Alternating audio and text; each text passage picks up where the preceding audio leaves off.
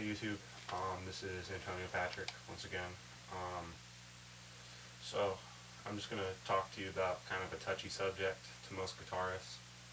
So me and our drummer, we went down to Guitar Center today, and I wanted to try out a couple of Les Pauls because I like the way they sound. They're a good rock machine. I'm eventually going to buy one, probably the summer of my sophomore year. So we got a couple Epiphone standards and a couple Gibson standards, Les Pauls of course, and I played them. I played each one for probably about a half an hour. So I got to know the guitar, and I did a blind test. My drummer handed me an Epiphone. Okay, so I played it, memorized what the tone was like, memorized the sustain, the pick attack, and I got handed a Gibson. This was like I was closing my eyes, didn't know what was going on, and I can't believe I'm saying this, but I chose the Epiphone over the Gibson. I didn't buy it, but I don't want you to shoot yourself over this, but Gibsons are great guitars, but there's a point where you're paying for the name. It's like Ferrari. I mean, they're great cars, but you're not. It just doesn't cost like $500,000 to make a car. So it's just brand bias. I'm not saying Gibsons are bad. They're excellent. The materials that they choose are marvelous. They're great.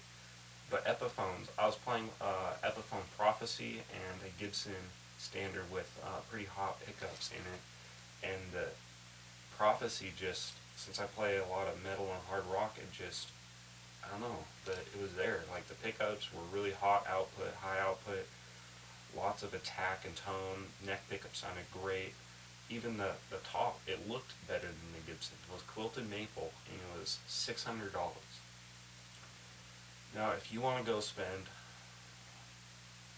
$3,000 for a quilted maple Gibson Les Paul, go ahead, but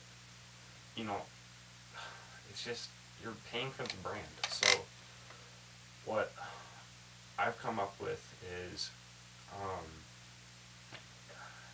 just like Epiphones pretty much are not better, but for the price, and if you're not a professional guitarist, Epiphones are better in the low budget guitarist world than a low quality Gibson. I mean, you can get a Epiphone custom Les Paul for the same price as a used Gibson Studio. So what you pick, like, really, it's up. I'm just passing on information. And if you're like me, who really likes the brands, then there's a website, I'll try to post a link of it. You can actually get stickers to go over the headstock that say Gibson on them. Now, most guitarists are probably shooting themselves right now, but it's if you're like a 16-year-old kid playing an Epiphone with a Gibson sticker on it, people aren't going to know, and they're going to think you have a Gibson. So, I don't know, it just all wraps down to your budget. But I encourage you to go do what I did and do the blind test between an Epiphone and a Gibson, and you pick. And I don't know, you'll hear the difference. I hope this video helped you.